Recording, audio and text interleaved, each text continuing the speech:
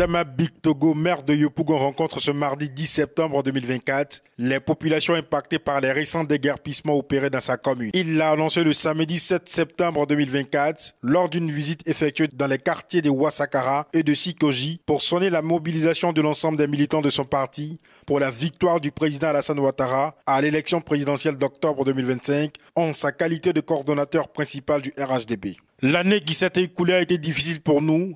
Dès la prise de fonction, nous avons été confrontés à des déguerpissements. Ce sont des situations qui arrivent dans le développement, dans l'évolution d'un pays. Je vais remonter vers le gouvernement et le président Alassane Ouattara et je vous reviendrai, a-t-il promis à ses administrés.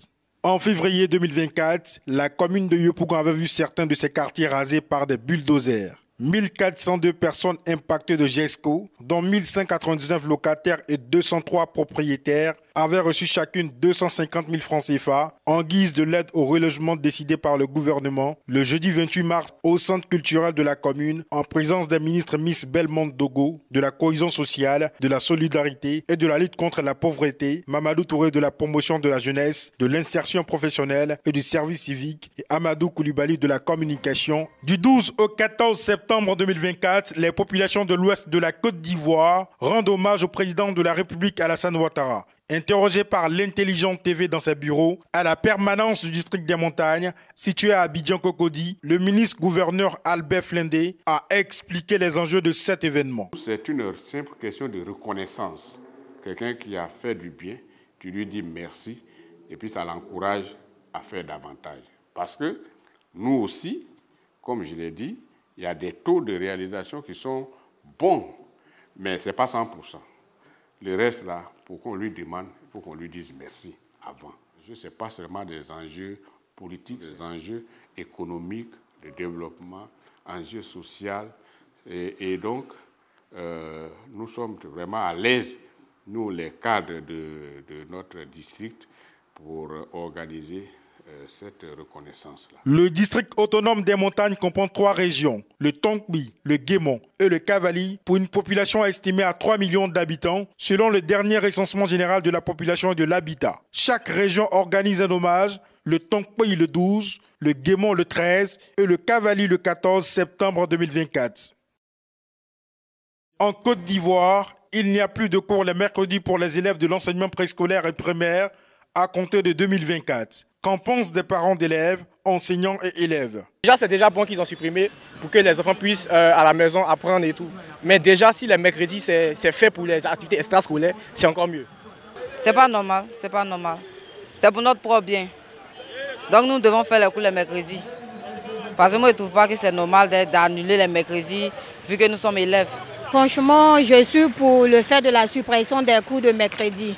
Parce que c'est devenu comme une sorte d'escroquerie. Parce qu'imagine, l'enfant va à l'école du lundi au vendredi. Il n'a pas de jour de repos à part les week-ends. Les week-ends aussi, si son répétiteur doit venir. Donc vous voyez tout ça là. Donc c'est mieux de supprimer les cours de mercredi. Franchement, je suis pour. Les enfants étaient beaucoup fatigués. Nous aussi, en tant qu'enseignants, on était beaucoup fatigués. C'était vraiment difficile. On n'avait pas de jour pour se reposer. C'est un de soulagement. Lorsque Madame la ministre a annoncé la dernière fois que les cours de mercredi sont supprimés, vous avez vu que nos collègues ont vraiment accueilli cela avec des applaudissements vraiment qui pouvaient faire éclater la salle. Et quand moi j'ai appris, j'étais très contente. Et j'ai dit comme ça que cela me permettra, moi, Madame Kara, qui tient le CM2, à plus de redoubler d'efforts. C'est-à-dire donner beaucoup d'exercices à mes élèves le mardi soir. Le mercredi, ils auront le temps de faire mes exercices et le vendredi, me les apporter. Ce qui me permettra d'ailleurs de faire encore un très bon taux de réussite. Pour rappel, c'est en 2016 que les cours du mercredi avaient été instaurés dans le préscolaire et le primaire.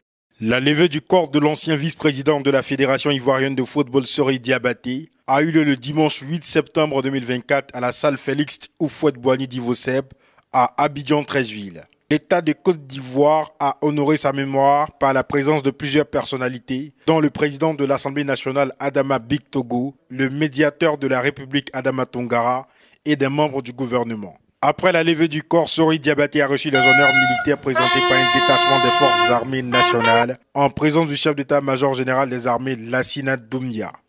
Ces gestes ont été salués par son frère cadet Béchir Diabaté. Quand la chancellerie m'a appelé hier matin pour dire qu'on voulait le rendre national militaire, je dis alhamdoulilah. Merci pour tout. Merci pour mon frère. Son épouse a réceptionné le drapeau national avant que son ultime cortège ne s'ébranle vers Bingerville où il a été inhumé. Il a été élevé au rang de commandeur dans l'ordre national du mérite à titre posthume. Sori Diabaté a été membre du comité de pilotage de la candidature de la Côte d'Ivoire à l'organisation de la CAN 2023 remportée par les éléphants.